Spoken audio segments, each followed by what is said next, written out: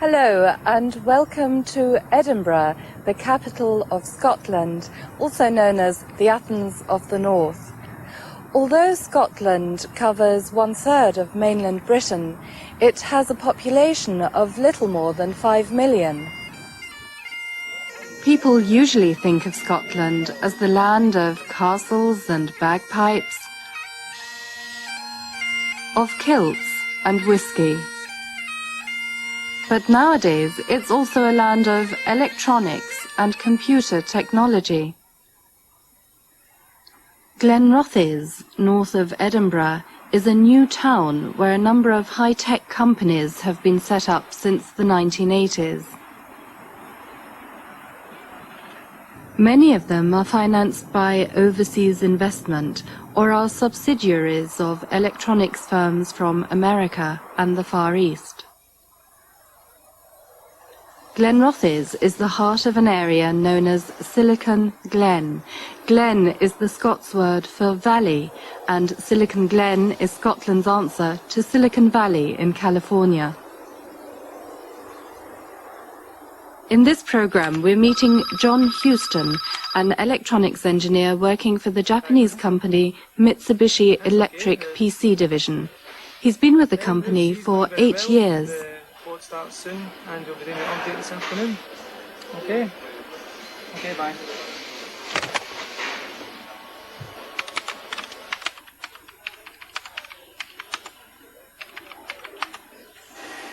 John is responsible for controlling and supervising the development of new personal computers at Mitsubishi's factory at Glen.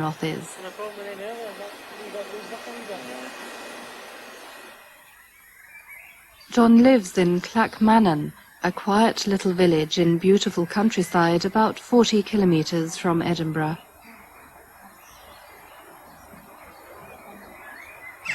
I visited John and his wife Charlie at their home to find out about their lives.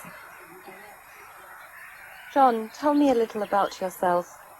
Sure. Well, I'm 33 years of age, married to my wife Charlotte Ann, also known as Charlie. We've been together for 9 years, although just married for 4. We moved to Clackmannan about 3 years ago. Why do you live in Clackmannan and not in Glen? Well, actually, we used to live in Glen, but Charlotte Ann got a job in Glasgow, which is actually about 2 hours drive. So we found that that was just too much. So we tried to look for somewhere which was closer and would give us a more equal journey. Clackmannan is actually halfway, and that gives us both a journey of about 45 minutes each morning, so it's a lot better. Charlie, do you work in computers too? No, I'm an orthoptist, which is a specialist in eyes and squints. But I noticed that there's a computer here in the house. Are you computer literate? Yes, I can use a computer if I have to. What do you use it for? I'm usually writing reports. If I'm doing some research and work, then I may use it, the database, or for word processing, doing graphs, that type of thing.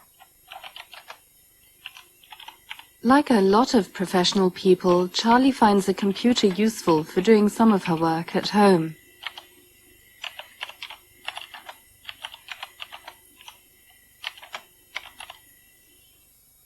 From John, I wanted to know why he had chosen a career in electronics. I think basically it was job security. I think when I was at school, unemployment in Britain was quite high at that time. I didn't want to do a degree in something which I would then have to go and search for a job. And electronics was certainly up and coming in Scotland then, so it was a good career move. John works at the Mitsubishi Electric PC Division manufacturing plant in Glen. The PC division makes personal computer systems and products for both home and business use. The so-called desktop PC is small enough for the keyboard and monitor, or screen, to fit conveniently on the desk or work surface. Nowadays, there is often a separate tower, like this one, to house the components which drive and operate the computer and store information in it. The loudspeakers here are for use with computer programs which include sound. There are several components which aren't part of the computer itself, like the mouse, which moves on a pad to enable users to find their way around the screen and give instructions to the computer's programs. Or this handheld remote control, which performs more or less the same function as the mouse. The server here is a larger computer designed for organizations where several people need to share and use the same computer functions and the same information. It serves a network of terminals or workstations with their own keyboards and monitors. Where does John fit into all this? What does your job in the company involve? Well, my title is Section Leader for New Products. I'm basically myself and the other new products engineers oversee the introduction of new designs from the Research and Development Centre in Birmingham into the manufacturing plant in Glen. That basically means setting up cross-functional teams and monitoring and controlling projects and the project plans and the activities within the project plans. New products are designed at Mitsubishi's R&D, its Research and Development Centre in Birmingham. The design for a new computer is known as the prototype. The prototype is sent to the manufacturing plant in Glen, where the computer will be assembled. The large-scale manufacture of a new computer is planned, controlled and monitored by a cross-functional team of experts, working under a section leader for new products, such as John. The team includes a manufacturing engineer, a quality engineer, a test engineer and a purchasing representative, since many of the components are bought from other companies. They bring together the functions of their separate departments. The team ensures the efficiency, quality, reliability, and cost-effectiveness of the manufacturing process and of the final product itself.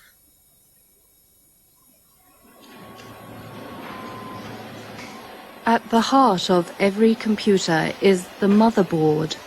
It houses the essential electronic components, including the processor, which gives the computer its power and operating speed. The components on the motherboard may vary according to the requirements of individual customers. They are bought in from all over the world by the purchasing department and assembled and mounted on the boards by means of surface mount technology known as SMT, the actual process of mounting the components on the boards. This has been designed to meet the new PC97 spec. The main difference is but before any product can be manufactured, the cross-functional team must work on its prototype, the first example of the new product design from the R&D Centre in Birmingham. But fortunately enough, the connectors are all keyed, so the assembly time should be okay. Are they keyed on record? Jim Hain, the manufacturing engineer on the team, is explaining the latest features of the prototype, which goes through several stages or revisions before the design meets the requirements of mass production. This is an improvement from that time. They've also included a fan sink here, which is a cost reduction over the original build. We used to have a large fan in the front, so this has made the product cheaper. And when we go to Rev C, we're going to change the front?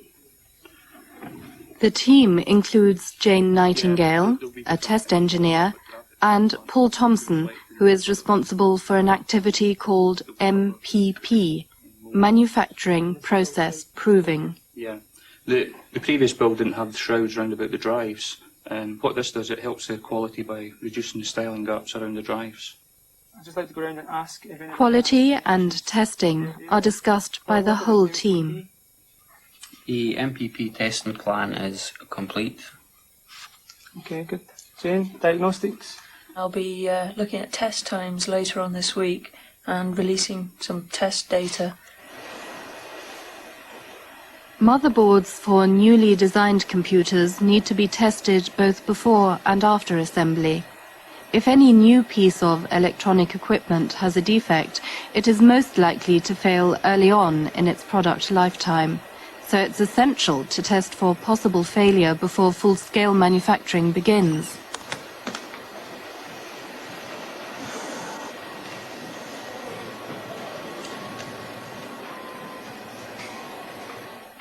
Diagnostic tests have to be designed for each component of the product. They're the responsibility of Jane Nightingale. She's the only non-Scottish member of John's team and the only woman in it. Jane has to design tests at each revision stage of the prototype and also during the final run-up to production. This involves making sure that the tests will work with any of the different versions of a new PC.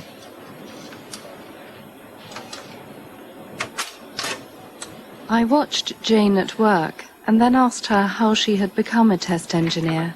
Jane, what did you study at university? I did a degree in information technology. It lasted for 4 years and included a 1-year industrial placement. And what made you decide to become a test engineer? It sounded like it may be fun, and there'd be lots of hardware involved, and also lots of software and lots of challenges. And I thought it must be the thing for me, and so far it's okay. Is it fun? It is fun, yeah. Some people might not think so, but I do. Is it still rare to find women in similar jobs? I would say so. In the computing industry as a whole, it's not very rare, but when you get so close to the hardware as this job is, it does become very rare. Maybe about 1 in 20 engineers are female. But things are getting better. Maybe in 10 years' time, this department will be all women and there'll be just one man here. I don't know. After the design of a new PC and its manufacturing processes have been tested and the necessary components have been bought in, large-scale assembly can begin.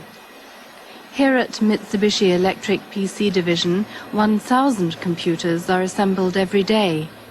Speed of assembly is important in order to keep ahead of new products from rival manufacturers.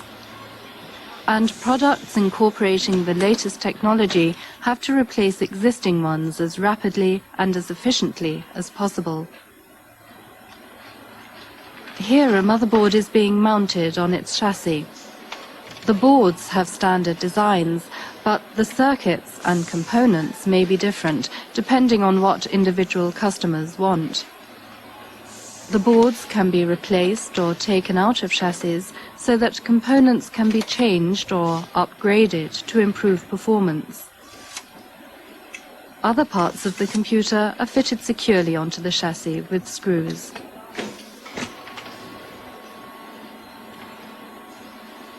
When all the parts of the computer have been assembled, the finished product is passed down the line.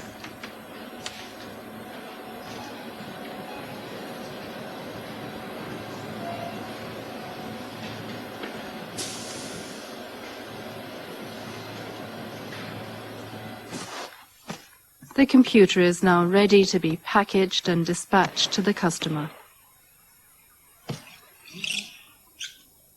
Jane Nightingale used the words hardware and software.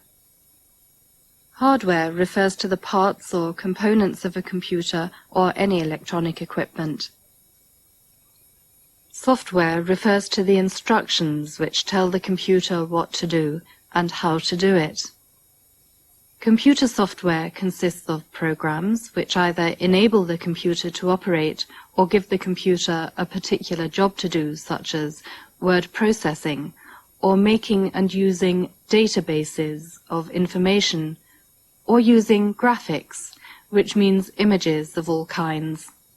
Some programs include sound as well.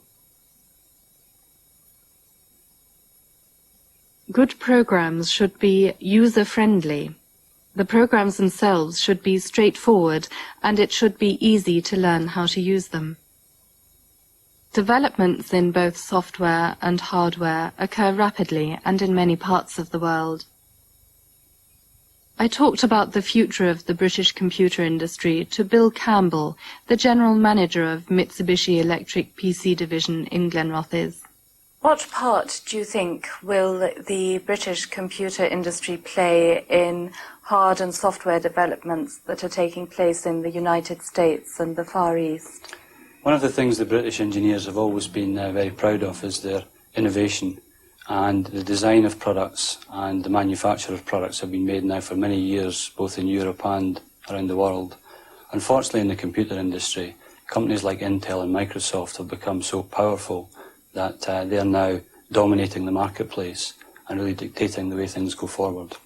And therefore, I actually believe that the British computer industry will struggle to try and influence such big players as Intel and Microsoft. How many jobs have been created in Scotland in the computer industry since the start of Silicon Glen? Since the inception of Silicon Glen in Scotland, there's approximately 45,000 jobs, which has really been a large injection to the Scottish industry and to employment within Scotland. And what are future job prospects in Silicon Glen? Very powerful. If you look at the inward investment that we have coming into Scotland, it's still continuing at a very high rate. If you look at the infrastructure that we have in Scotland for distribution, both in Europe and around the world, it's strong. And if you look at the calibre of engineers coming from the universities, again, very high standard. So I think we're really in a very strong position to move forward. And where is the money coming from that is being invested here at the moment? A large amount of the money being invested at the moment is coming from the Far East. There's a lot of Far Eastern companies investing in Scotland to give them a foothold in Europe. Looking ahead to, say, the year 2005, what changes do you expect to see in the use of computer technology? I think what you'll see in the communications side is that it will be revolutionised. If you look at the internet, for example, the changes that has brought to business today, I think in the future that will make a lot of changes both at home and at work. Now let's look at ways in which people actually use computers. We've already seen how John's wife Charlie uses a computer to work at home. What about John himself? Does he use a PC at home? I do actually, yes. I have a PC in the study, and I'm currently doing an MBA degree. What's an MBA? It's a Masters of Business Administration. It's a degree. So that's sponsored by Mitsubishi, and I use the PC to do the work for that. Has it changed your lifestyle in any way? I think it has. I think it might change it more to come with the internet developments. But just now, I think I use it more as a typewriter than anything else. John's MBA involves part-time study at home and visits to Wolverhampton University near Birmingham. So far, he's used his computer at home mostly for word processing. What about his colleague, Jane? Do you use the computer at home? Yeah, a little bit too much. I play games and I go on the internet and I write emails to my family and my friends. Yeah, all day at work and then just a few hours every evening. But yeah, I do. Jane, do you use the internet in your job? Yes, I do. Almost every day. One of the main reasons for me using the internet is to record all the changes that I make to programs on the production line so that someone else can take over in my place. I'd like to visit the Café Siberia in Edinburgh. I don't know anything about it. Could you access its website for me, please? Yes, certainly. We'll see who's in the cafe.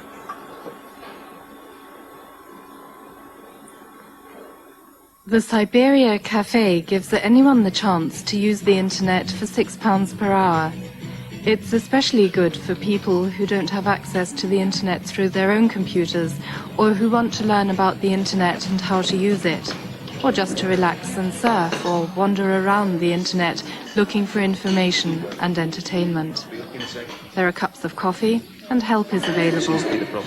Well, if I want to get out of this altogether and back to, just the way Do you consider yourself to be computer literate?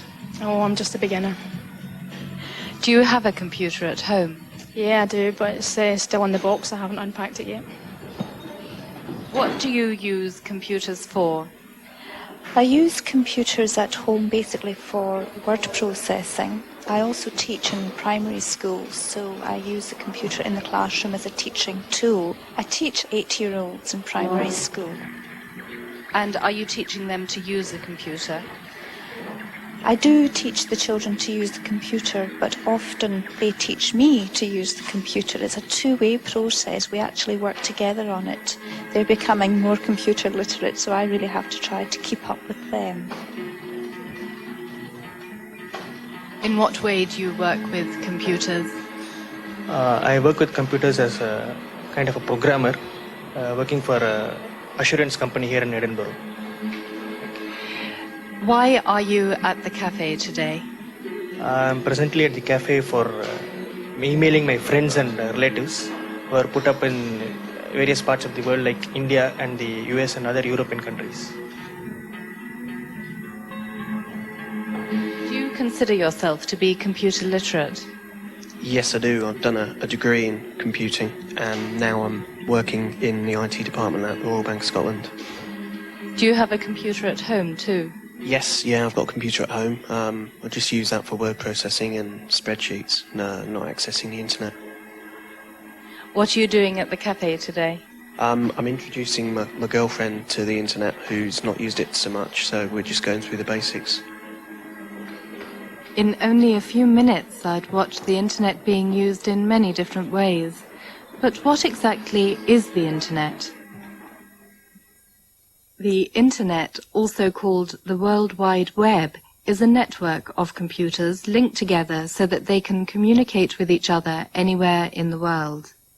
If you have the right hardware and software, the internet makes possible the exchange of words, pictures and sounds for a variety of purposes, such as to inform, to entertain, to teach and learn, to buy and sell.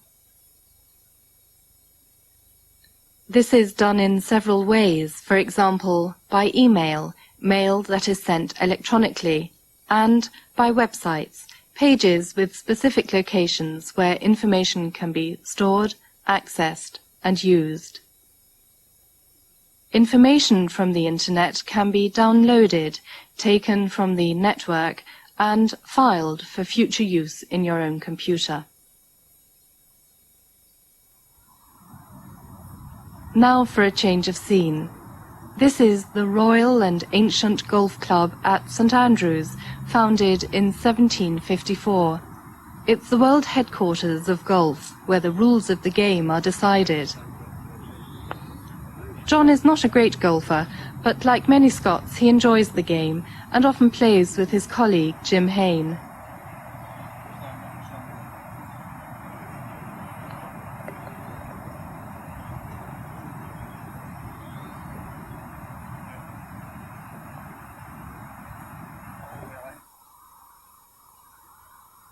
He also enjoys mountain biking in the hills near Clackmannan. That's where we'll leave John and move on to Edinburgh, the capital city of Scotland.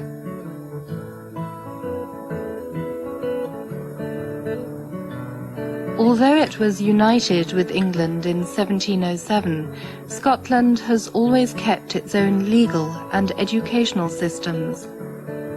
And in 1997, the majority of Scots voted for the establishment of an independent Scottish Parliament in Edinburgh.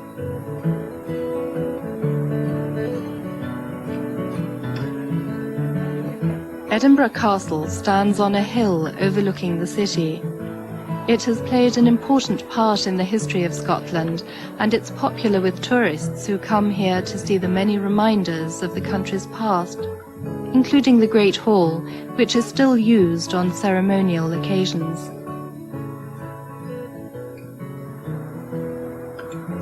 The magnificent location of the castle helps to give Edinburgh its title Athens of the North. though it must be admitted that not all the buildings could be called beautiful.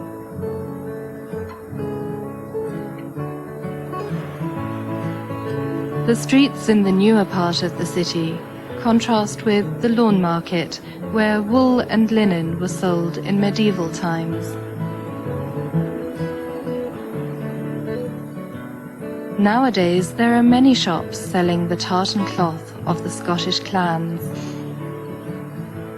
This is part of the Royal Mile, a line of old streets running down from the castle. Further along the Royal Mile is St Giles Cathedral with its unusual tower in the shape of a crown. John Knox, the great religious reformer and founder of the Presbyterian Church in Scotland, preached here in the 16th century. Knox is said to have spent his last years in this house nearby. At the far end of the Royal Mile is the Palace of Holyrood House, the official residence when the royal family is in Edinburgh. An abbey was founded here in the 12th century, 300 years before Holyrood became the home of the kings and queens of Scotland. In 1745, Prince Charles Edward Stuart, known as Bonnie Prince Charlie, also lived here at the start of his rebellion against King George II, in which he claimed to be the true king of both England and Scotland.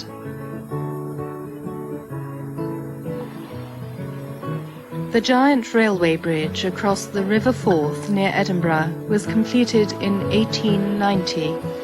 It's considered to be one of the triumphs of Victorian engineering. I'll say goodbye to you from the Firth of Forth.